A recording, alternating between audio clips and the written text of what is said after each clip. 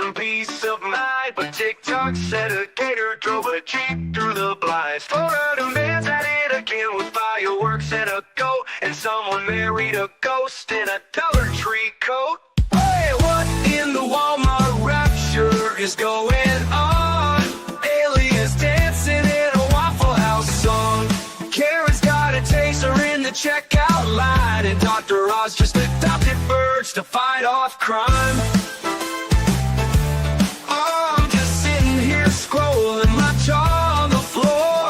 The internet's a circus and I can't take no more. Yeah, when it's wildin', there's a raccoon in the sink. Someone robbed a Wendy's just to steal a frosty drink. A pastor's gone viral yelling about the end is near, while folks ride hoverboards in wedding gear. Hey, what in the Walmart rapture is this mess? Florida's a movie, but it's filmed in VHS. Someone fed meth to a squirrel named Dave, and now he's in a cage just throwing rave. I'm just... Hey, you guys. Good morning. It is Tuesday. It is the 11th. We are in for some giant, huge, enormous storms. So if you are in the Midwest, do be aware of your surroundings. And thank you, Jason J., for being a member for 9 months. So big important news. I do have the headsets. Now, these are the most complex, like smart headsets I have ever had. So I have been up, like carefully reading the instructions, carefully rereading the instructions, and then realizing that I'm going to have Mr. Mo read the instructions and then explain them to me in Mo. So we do have the headsets. We were able to achieve one of our goals last night, which of all the goals we got to achieve, this was the most important one. As per Murphy's Law, as usual, you know, we had done our research, and Mr. Mo is great at this. So he was like, I think we can get away with the one step down. So let's go try them on. And doggone it, I really tried, you guys. But as it always works out, the more expensive ones were the comfy ones. And thank you, Denise, for gifting a membership. And that went to Get You Neat. Congratulations. Welcome to the Church of Mo. So all that is to say is that hopefully we do have to end early on my part for the trial today because I do have an appointment and then some errands to run. But if the internet is still around when I get back and Mr. Mo has essentially figured out how to work my headsets, we will have a live Snark and Craft stream where I will be working on bows and possibly a Miss Potato Head figurine. Basically, my son had air clay, and he's like, Mom, I know you like to craft. Would you like this air clay? And I have been more excited than a 4-year-old who's like told that her friend or a visit is happening in the weekend. I'm like, is it the weekend yet? Can I play with the air clay yet? But I want to invite you all along because I think I have found my art therapy, Snark and Crafts. You know, it's been a journey of self-reflection, but apparently gigantic snarky bows with themes seems to be, you know, I was worried that if I actually went into, you know, my art, like weird, odd art things, because I still think that taxidermied Civil War squirrels would be hysterical. You know, like taxidermied squirrels in like different historical you know, taxidermy dioramas. But I do realize, no, so it doesn't light up, but it basically what they are is, I have noticed lately that between CRPS and hyper sensitivity to a lot of sensation, the inability to filter out background noise has been incredibly taxing on me lately. So I had asked Mr. Mo because I wanted to get a headset and noise canceling thingy-mabobs, but I didn't know if there was a way to marry them together, if like technology wizards had put those kind of features together. So he did kind of all the legwork, and then we finally figured it out. So it is oh, for the love of Cheetos, a Steel Series. Now, look, do I need all the functions that this has? Absolutely not. Is this an expensive, like, pro gaming, you do more than Tetris kinda thing? Absolutely. But was I willing to pay a little bit more for something that would make me comfortable when I go out with my husband? I've been noticing I have been avoiding going out and doing things because the noises and just the inability to filter has been really overwhelming lately. So, after I talked to him because I was just looking for, like, little earbuds, um, and I said, "Well, I didn't want you to think I was ignoring you if I had the big overhead, can things on." But apparently with these ones, you can kinda turn down the noise canceling, um,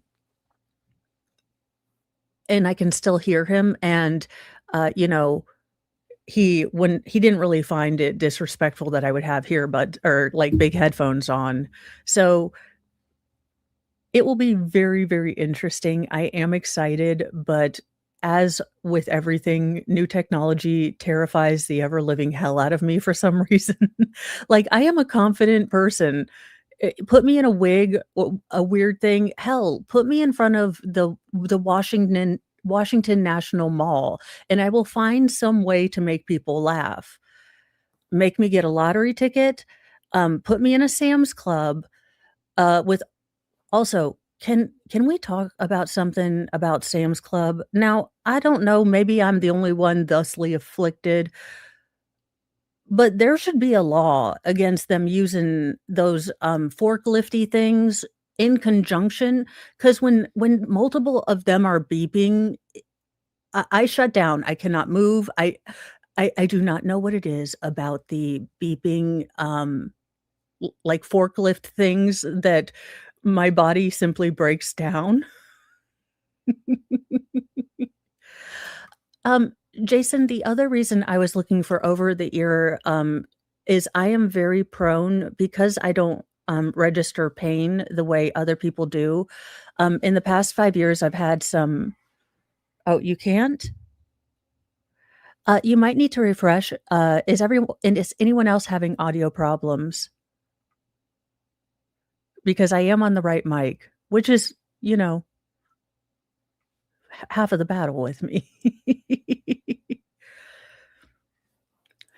That being said, I am prone to ear infections, and, uh, because of kind of my lack of sensation or my ability to kind of figure out where pain is coming from, since I got hurt, I can get really severe ear infections to the point where, my sinuses hurt, everything hurts, and the doctor's like, "You might wanna look at not wearing earbuds as much." So, uh I wish I could get away. I don't have a problem with just earbuds normally, but, that is something, that, was a little and they are uncomfortable. I do have really tiny ears for an adult, like, of all the weird I swear to goodness, no offense to my creator, but I swear God was like, "Hey, all those weird things? We got all those weird leftovers, like, all the weird random bits that don't quite go together?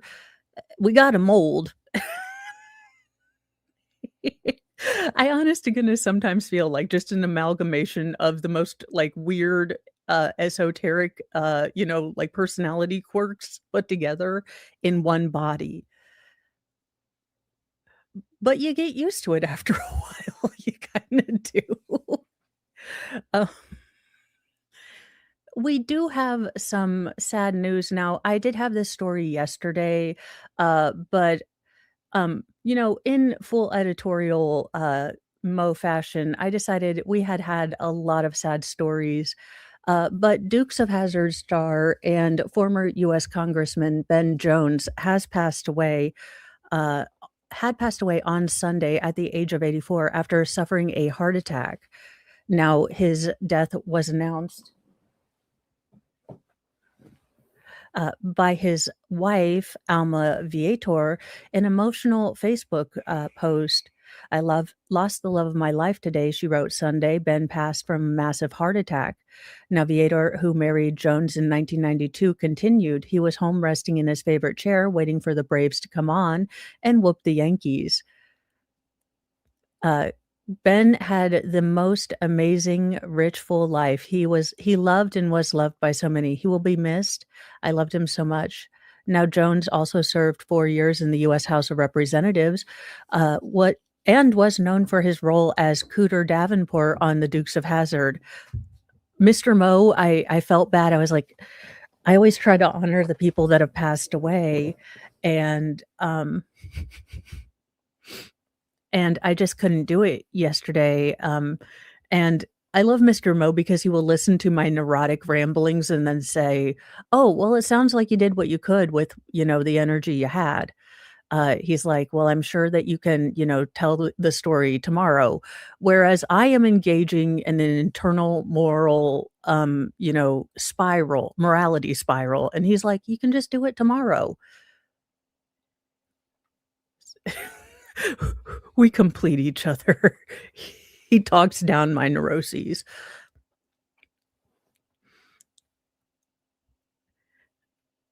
Now, the late star was born on August 30th, 1941, in the state of North Carolina and later graduated from Woodrow Wilson High School in 1959. He was accepted into the University of North Carolina, Chapel Hill, and began to pursue his interest in acting by being a part of productions through the Carolina Playmakers. After relocating to Atlanta, he took to the stage through theater companies such as the Theater of Stars and the Alliance Theater. In the late 60s, he began to appear on screen. He received an uncredited role in the 1968 movie Killers 3, per his official IMDb page. And 4 years later, he starred in the project Together for Days in 1972, which also marked the first film, presentation of Samuel L. Jackson. Now, Jones kept busy during the decade with other movie credits such as Moonrunners and Smokey and the Bandit. He occasionally had guest roles that included Moving On, Nashville 9-9, and The Magic World of Disney. Oh, look at him and his pup. He just looks like in a comfy chair. This is a man after my own heart. Comfy chair, comfy support animal, comfy clothes. I'm here for it. Now, Moonrunners was later reworked into the CBS hit series The Dukes of Hazzard. Now, Jones notably played Cooter Davenport on the show alongside the other cast members. The show aired from 1979 to 1985 for 7 seasons, and Jones portrayed his character on The Dukes of Hazzard for 141 episodes. So, it sounds like he will be deeply missed, but he lived a rich and full life that touched the people around him. And honest to goodness, that's all we can hope for when we go, is that we leave a legacy that will be remembered long after we're gone, through kindness, through care, through the videos we've left out there or what have you. Now, this one is rather serious, and of all of the things that are coming out, about the Fauci hearings, as this isn't generally a political channel, I do try to steer away from the things that I know will be inherently divisive. But I did wanna pull this headline because I think that, this was possibly, for Anthony Fauci, the worst time for this information to have dropped. With the backdrop of a lot of the nation being quite glued to the Lindsay Clancy case and the actual, it seems like systematic, lack of consideration about female reproductive health, female, specific health needs in the medical industrial complex. I think that there could not have been a worse time to trigger collective female rage. And I'm not talking about third wave feminist, I have to pay more for a Bic razor. Buy a man's Bic razor. I never understood that argument. I never understood any of the dumb things that third wave feminism has adhered to. But we have a real opportunity, I think, to talk about the fact that studies have not been geared toward women. We could have serious talks that don't devolve into, "Oh my god, the patriarchy." And I think the nation is ready for that, and I think a reckoning is coming, which is why I state that this particular story might light off more of a backlash than anyone could possibly realize. And we've heard a lot about side effects of, the injection, and I'm not here to tell you what you should have done, what you shouldn't have done. I'm not Cher, okay? But if this man knew that there were links and potentialities to women who were carrying children, and he did not disclose that, and women, families lost children, there is going to be a reckoning. There is going to be a reckoning. And I'm not saying that clinicians are the devil and the system is all terrible. No, but I think we can all say that it's a lot broken and it could be better. And I have a feeling that of all the things that have sparked public outrage, I can see this being the one that really, really gets things going. And I say this as a student of history. The French Revolution really didn't kick off until the women got pissed off, until everyday mothers got really pissed off that their children were starving. And then shit went down, and it wasn't pretty. And I don't want that to happen. I'm actually most of the world is begging, like, please, let's not devolve into crazy chaos. Could we please sit down and have, difficult discussions and fix this with input from everyone? Don't patients and women and, people that have been ignored by, studies and medical science for a while, don't they deserve a seat at the table too? Don't we deserve the, validation of humanity that it is to be invited to have a seat in the conversation? We are one half of the medical system. I mean, why would you go to be a doctor if no patients come to you? If no one trusts you with all of your wisdom, what have you essentially done? And I don't wanna see a future where no one trusts the medical system. And I'm not here to name and shame because, look, we could get down to the base political stuff and get in the mud. That's not gonna solve anything. I'm so tired of expending energy on that. I wanna find like-minded people, left, right, center, communist, furry, hell, I don't care at this point, that we all sit down and we want things to get better. And if that means that I tell you some uncomfortable truths and you tell me some uncomfortable truths and we won't all get what we want, but we'll make something a little better than what we have, then why the hell don't we put our energy into that than to, all of this ridiculousness? And I get that there are so many things that could be said about Fauci, but I find this to be the most grotesque. There is a level of hell and pain that we are only starting to be comfortable as a society talking about when it comes to child loss and miscarriage. And there is so much pain and self-recrimination and real life grief and tragedy that goes into when that just happens naturally, when there is no reason. The collective fury of women who thought they were doing something to protect themselves and were lied to about the risk to their unborn children. I am not trying to be hyperbolic. I don't want this to be sensationalized.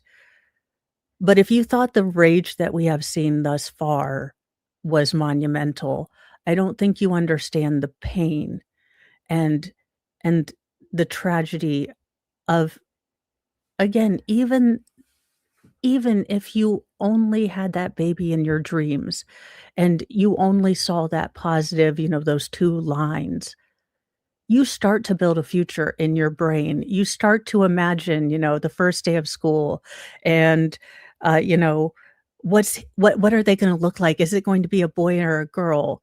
After you get done with the whole terrifying, "I am growing a human being inside," Or maybe you're terrified. Maybe you're not sure how all of this is, and then it ends, and you have grief, and you have that soul-crushing thing that you can't really share with the rest of the world.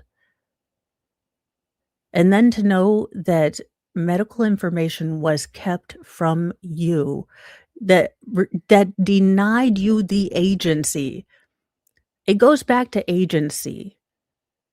Someone else decided they were smarter than you and decided that the risk was, negligible in their opinion. They decided they knew better because they had a white coat, and they decided that, a not insignificant amount was statistically not worrisome to them. Well, I'll be damned if I just want the medical, I would just like myself to be able to research things my own way and then decide whether they're right for me or not. But how dare anyone, white coat or not, because again, just because you have a white coat and I don't, doesn't mean I don't have a functioning brain. That is a logical fallacy, a call to authority. And any debater would tell you that that's really a logical fallacy.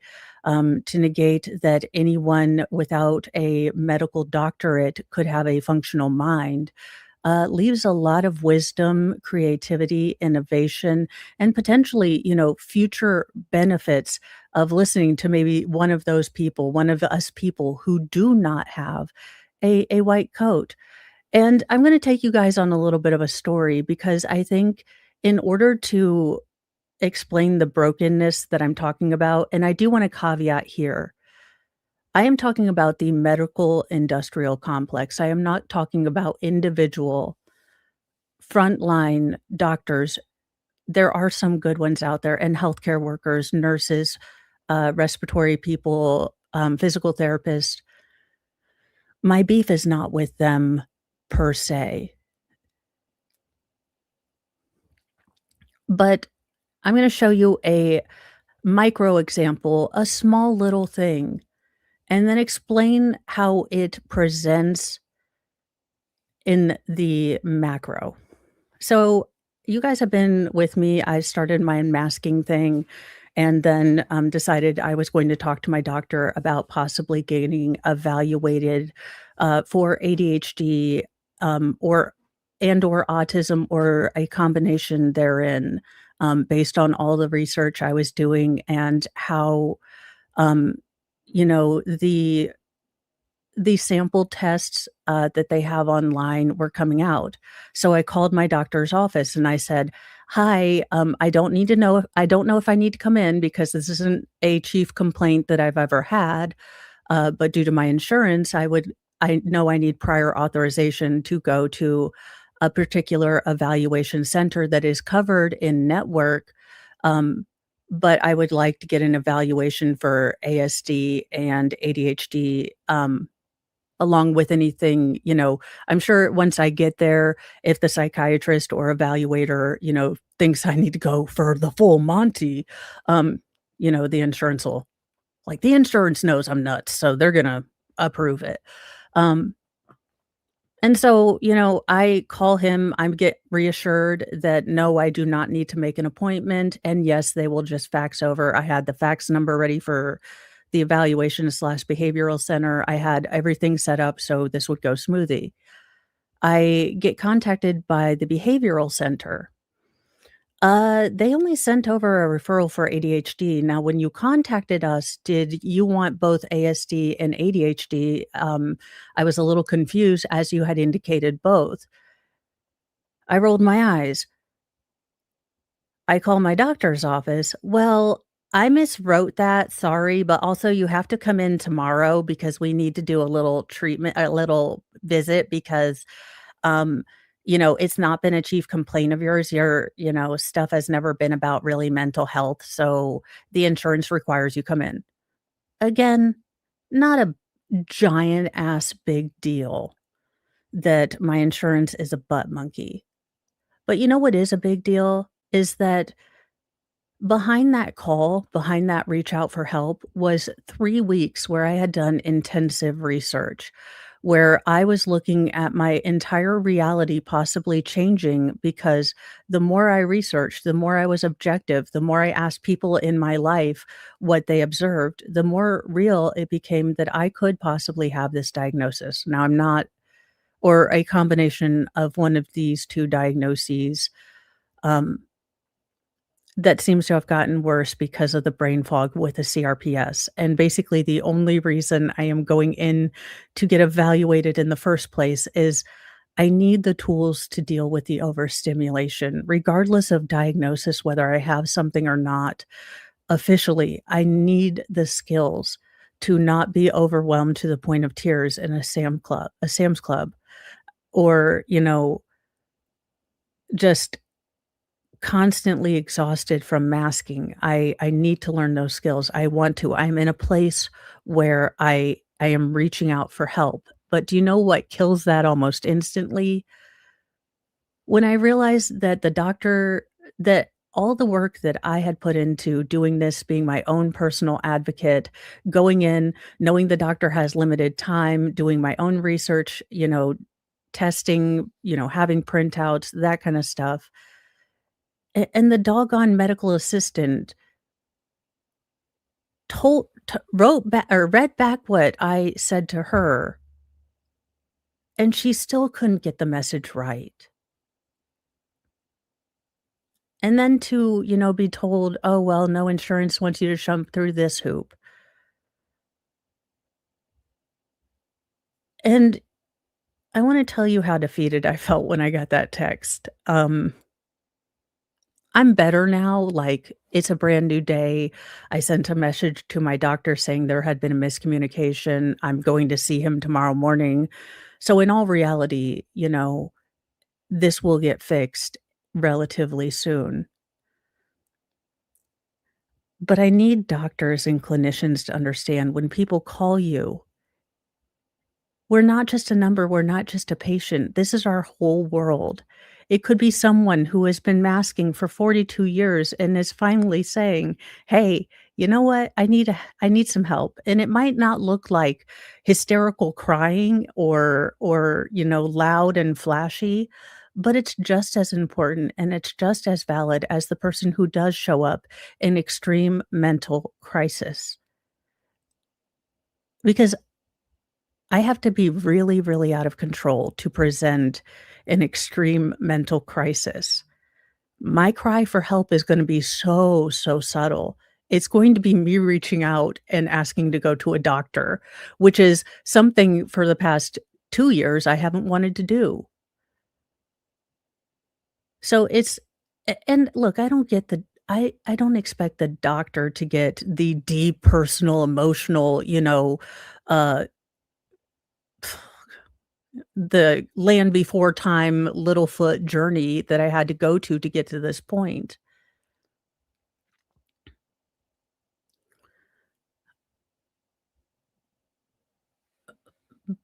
But I think medicine needs to understand how incredibly disheartening it can be if you don't present in a way that always looks like, screaming into the void when your cries for help are subtle and you do ask for help. You work the courage up, you work through the, roller coaster of emotions um, if you've dealt with medical gaslighting, to even put yourself out there to ask for help again, and the casual indifference of not being able to get a phone call message right and the correct referral, it can be devastating and incredibly it can take an incredible toll on a patient. And I'm not asking for I'm not unaware of the pressures that clinicians are under with the, incentive structure of the current, insurance plan or insurance, mafia. I am not unaware that they are being asked to see more and more patients and spend less and less time, with each of us in order to keep numbers up and all of this. I am not unaware of it.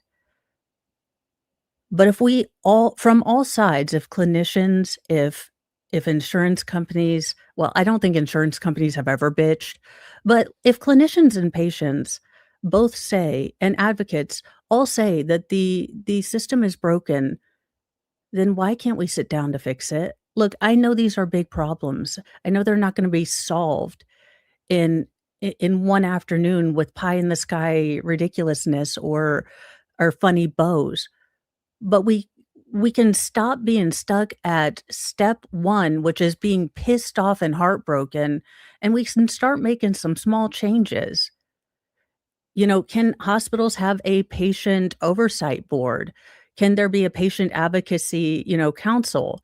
Can there be a again, what are things that can happen? I've never been inside either the professional medical sphere, other than a clinical assistant at a physical therapy pool. So, again, peon of the peon.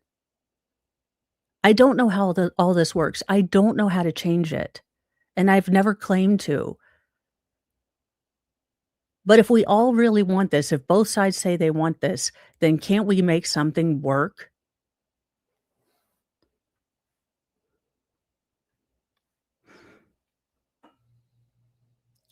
Now, this particular heifer.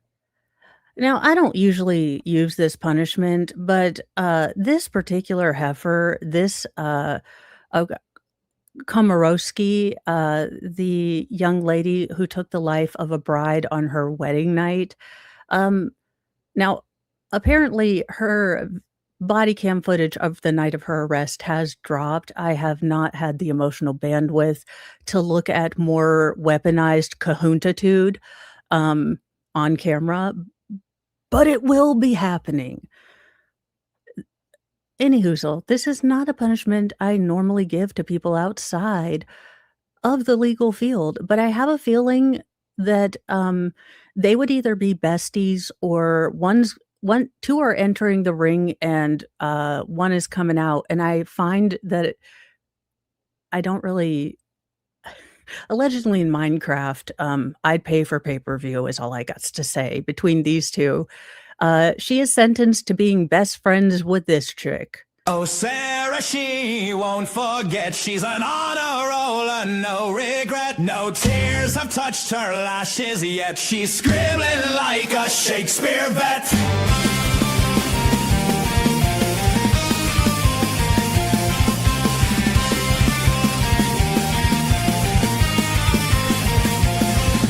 A lawyer came to plead her case, but fled that cell with lightning pace. They skimmed her notes, then left no trace, just vanished from that boon-shaped space. Oh, boon, boon, scribble away 100 pages every day. Your lawyers run, but that's okay. You've got cheese and things to say.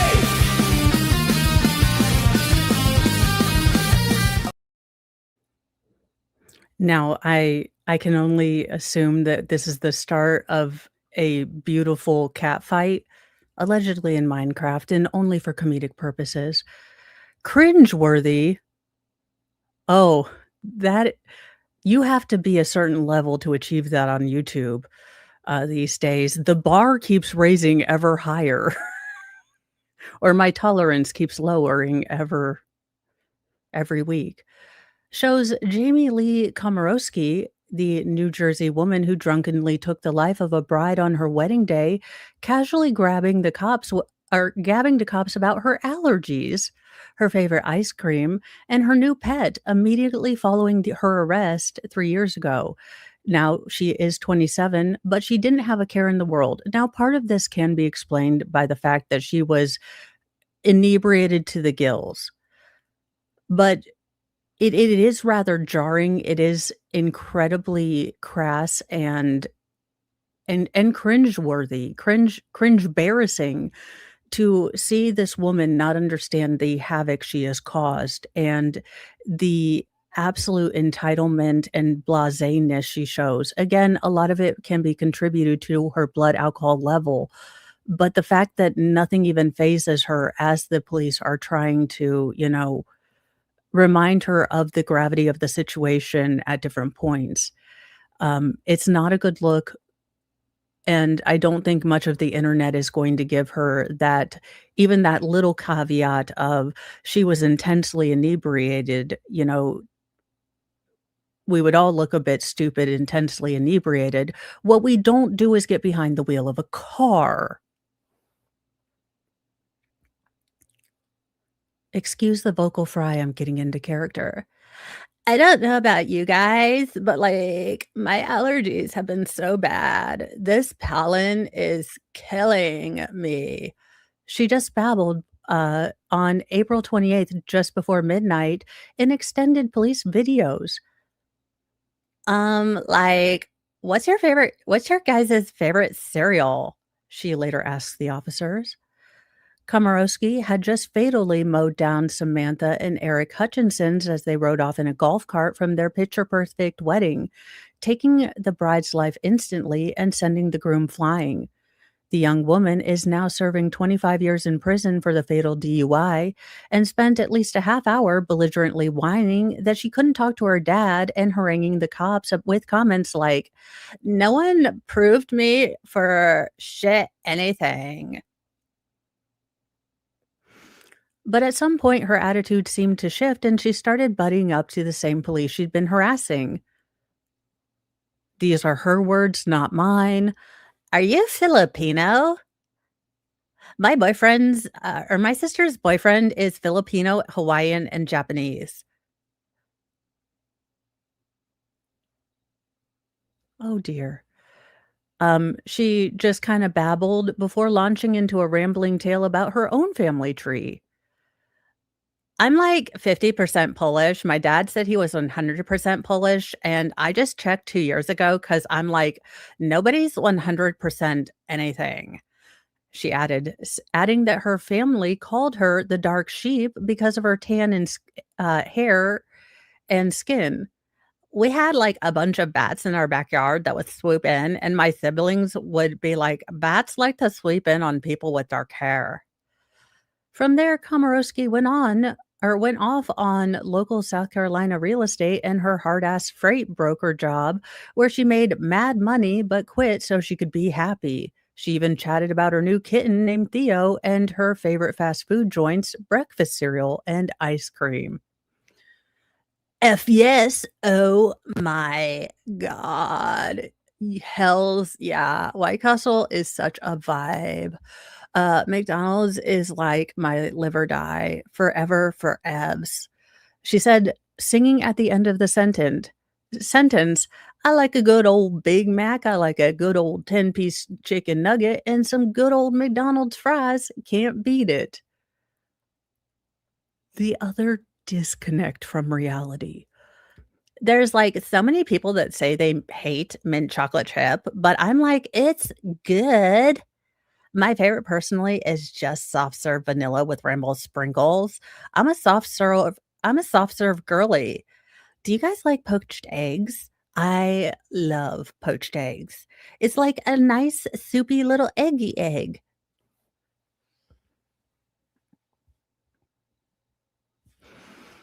This is why aliens won't give us access to their advanced technology, despite the fact that I have constantly prayed that my early advanced recon team that left me behind on this planet would come back to at least save my ass. It didn't take long for Komorowski to descend into sobs again, though, after talking about ice cream.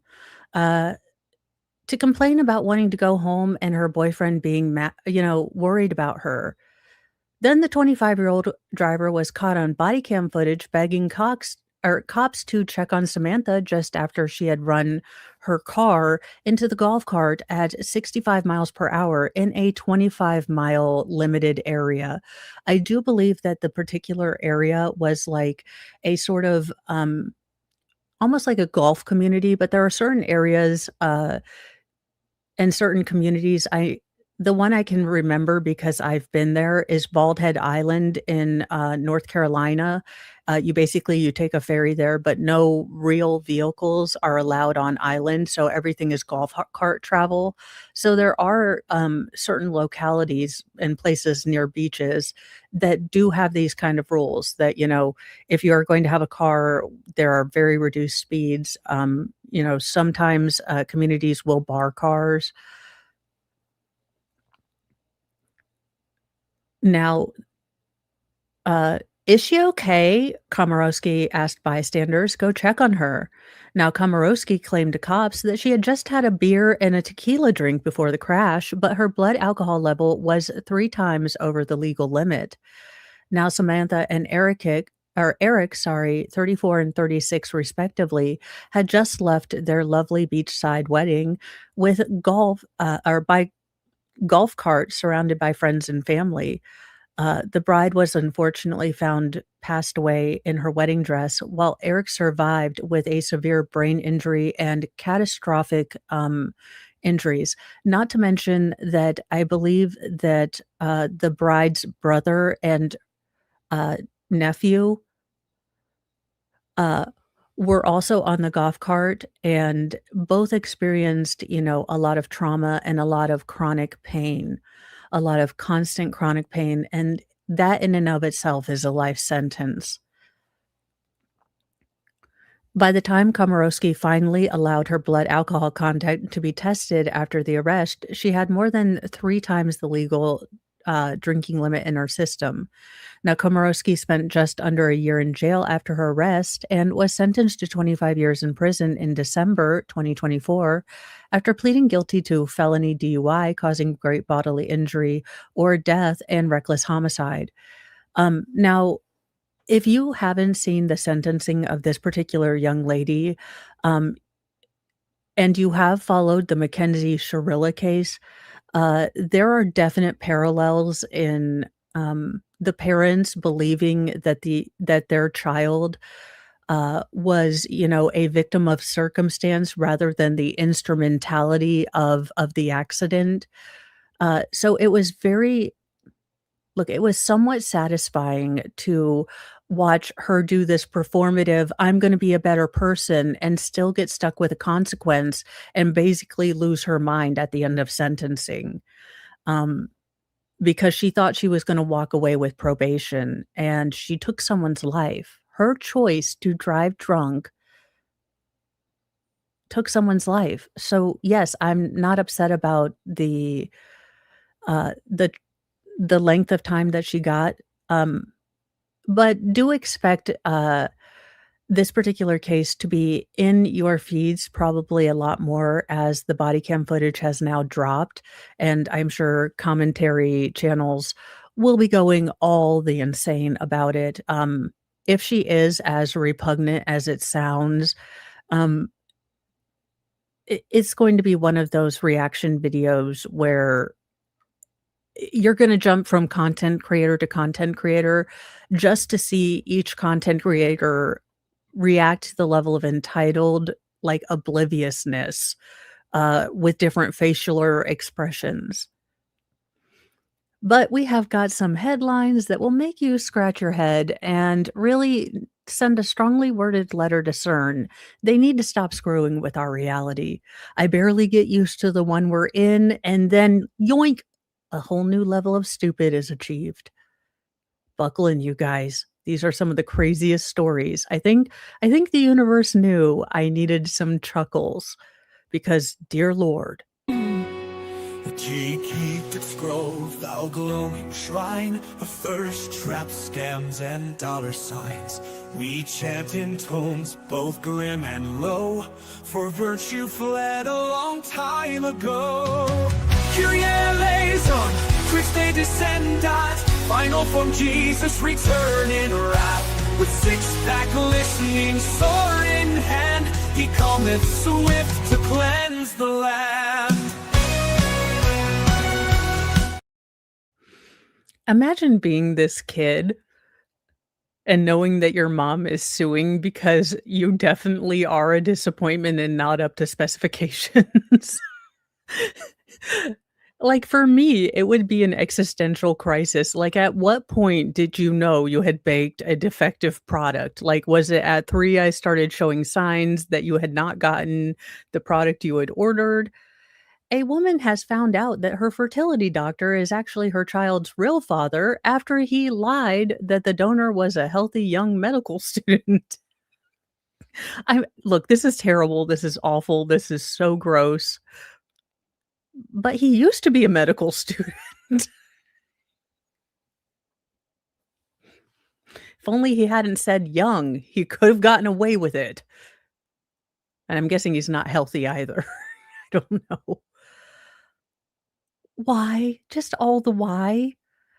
A woman in Wisconsin is suing her fertility doctor after discovering, well, he fathered her child instead of the healthy young medical student donor she was promised in a shocking lawsuit that was filed.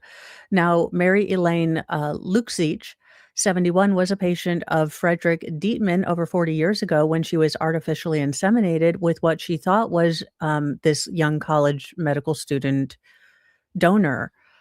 Now her and her son, Joseph Latke Heidler, are suing Dateman, who is now 91, after discovering that Heidler allegedly had 9 other half-siblings fathered by the doctor.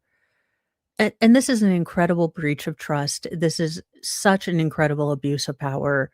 As much as I, was giggling just a little bit, these women had their agency taken away from them. They went to someone they trusted, someone they believed was going to help them achieve a goal of having a child.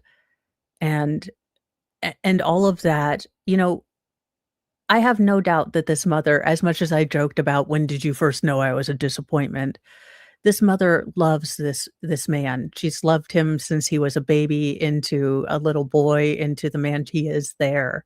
I have no doubt. But then to have to carry around the grief that you were lied to, the anger, the pain, all of that, while still loving the hell out of your son, I don't know how you would balance those feelings and the rage and all of that. Now, the lawsuit alleged that Detman, instead of getting donors, would use his own product during the procedure, which led to the birth of her son Joseph the following year. Now, the family was unaware that a medical student donor was not even ever a thing that happened. It was all a lie. Until Hyder submitted his DNA to Ancestry.com. I got an email from Ancestry, which is the company that I ordered the DNA test from, that I had a half sister, he told NBC News. So I went to the DNA results and the relationships and noticed that there were multiple half siblings that it had suggested I might be related to as well. He was later connected to the potential relatives of his mother's former OBGYN, and his mother was flabbergasted. What he did was incomprehensible. It was such a betrayal of trust that I just want to make sure that if I have the opportunity to hold him accountable for the pain that he's caused my mom and the things he put her through, that maybe she didn't even know at the time, Hyder said. Now, Luxich has also said that when she learned that the doctor allegedly did that to her, she felt violated. Obviously. Now, I am going to be using her words. I will be changing one of them because of YouTube terms and conditions. I feel like I've been assaulted, she told the outlet, and it's not right. And I want other women to feel okay about coming forward with this. Now, the lawsuit was filed on August 6th on behalf of the mother and son and their attorney, or by their attorney, Al Folkler, with the Wisconsin Healthcare Liability Insurance Plan and ABC Insurance Co. also listed as defendants. These families come to fertility doctors at their most hopeful and their most helpless time, Folkler noted in a news conference announcing the suit. Trusting completely in the physician who holds their dreams of parenthood in their hands, Dr. Frederick Diekman preyed on that desperation and exploited that trust. Now, since the press conference, Folkler says that multiple women have contacted him to share their own uncomfortable interactions with Dr. Frederick Dietman dating as far back as the 1970s. There's no question in my mind that this man was a serial predator of women, uh, the attorney alleges. The since retired doctor denied any wrongdoing in a statement submitted by his legal team on his behalf. How? I am confused. Again, I kinda joked that you could maybe loosely, if you were a slimy lawyer, interpret a healthy medical student to have included at one time this doctor, but that would be a Jan Owens level misinterpretation of or willful manipulation of what you are doing. This is from his legal team. He has not been adjudicated guilty, even though the DNA test says, "Dude, prepare for an orange jumpsuit." The events referenced are alleged to have occurred almost 50 years ago. Dr. Dietman has no independent recollection of the individuals making these allegations and is unaware of any NT. You mean not the DNA basically calling you Papa? Papa, can you hear me? No evidence, legal team? Okay. I mean, it's ballsy. And is unaware of any evidence supporting the claims being asserted, said the statement, according to local news. Now, according to Whitefish Bay police records, Dietman had been accused of SAing a woman during a gynecological exam in 1985, according to local reporting. Now, no charges were issued, citing that proving the assault would be, quote, "too difficult," end quote, according to the outlet. Now, all of the records about the case would have since been destroyed under the record retention laws at the time, according to Whitefish Bay Police Chief Patrick Whitaker, talking to NBC. Now, police records that are available, though, note that the SA complaint was reported to Wisconsin's Medical Licensing Board, which closed the case in 1986 after consideration of the facts and a vote.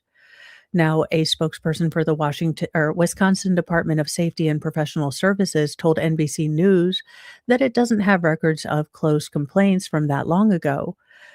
Gaynor has since noted that Dietman was, quote, "never sued, disciplined, investigated, had his licensure challenged, nor were there any ethical complaints ever made about him." Now, the doctor did retire in the 1990s and currently is living in Arizona. Now, the Daily Mail did try to reach out to the clinics and other named parties in the suit, but did not hear back for comment. Don't do this. I wouldn't think I would need to have to say this, but I'm pretty sure when they say you are the father, there is evidence of your wrongdoing, considering you weren't supposed to be the father. I mean, call me crazy. I am not a Juris Doctorate, but I'm pretty sure, yeah.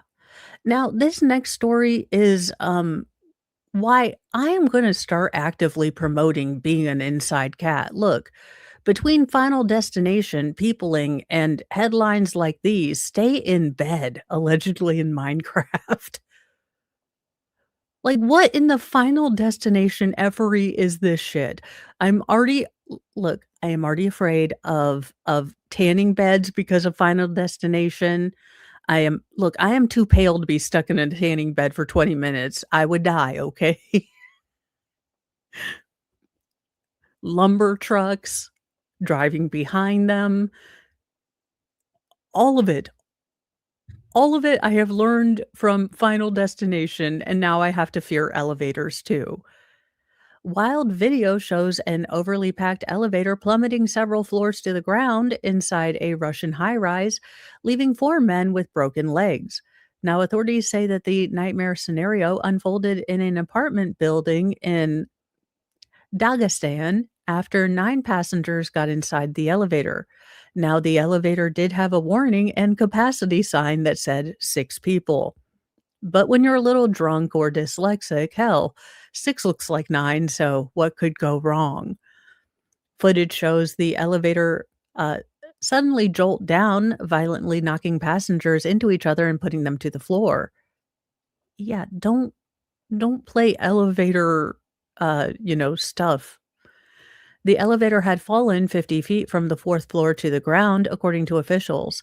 Now, emergency services were able to quickly get to the scene and tend to the wounded, with 4 of the passengers suffering broken legs, according to the region's health ministry. Now, miraculously, all are expected to survive. The building was completed in 2021, but never received a commissioning certificate from housing officials, leading Dagestan's housing authority to question the legality and safety of the elevator. So, wait a minute. I mean, I understand that our civic, bureaucracy is bad, but it's been completed since 2021. Checks watch, looks at computer, is 2026. And look, I say this as a procrastinator.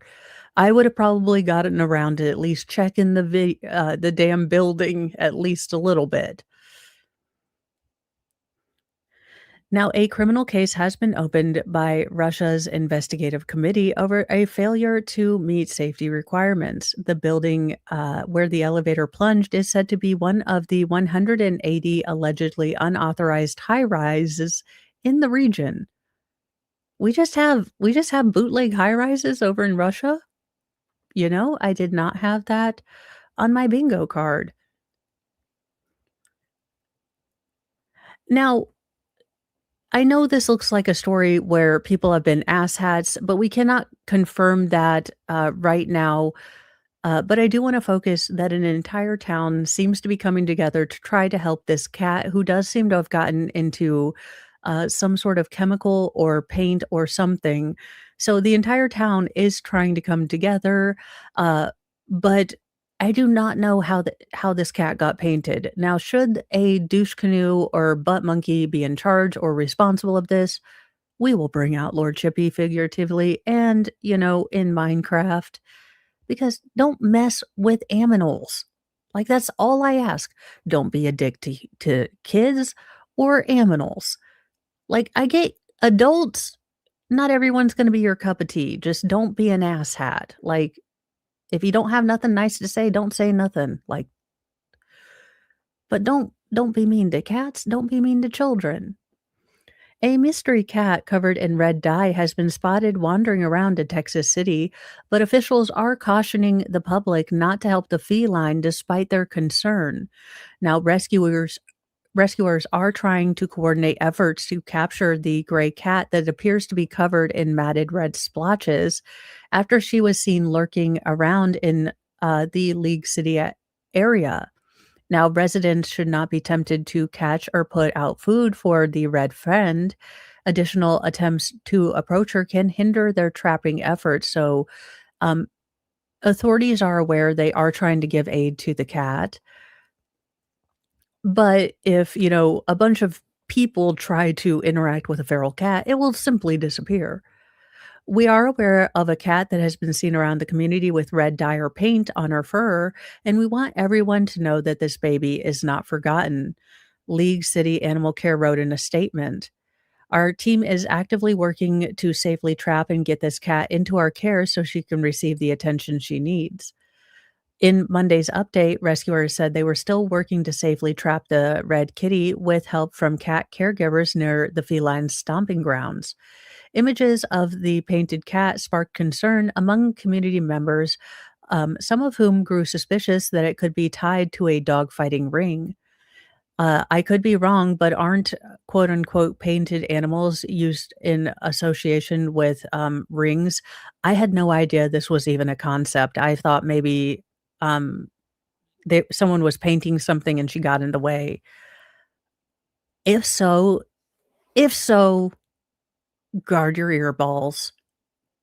No, allegedly in Minecraft, if I were the ruler of the world. They're our skin, they steal our grace. These monsters wear a human face. No gavel, no badge, no throne, no crown can stop Lord Chippy from burning them down. Justice ain't fast, justice ain't clean. It's a long, sharp road through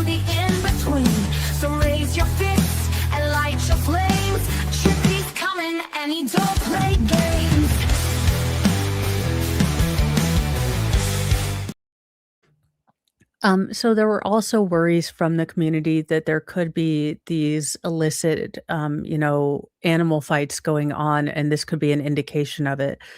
Now, I will say that just having 5 cats around, at least she looks like she has a healthy body weight on her. I'm not a veterinarian, but, you do know what a really unwell feral cat looks like, and her hair, from what I can see, isn't matted too terribly where it's not covered in the paint, so it does look like,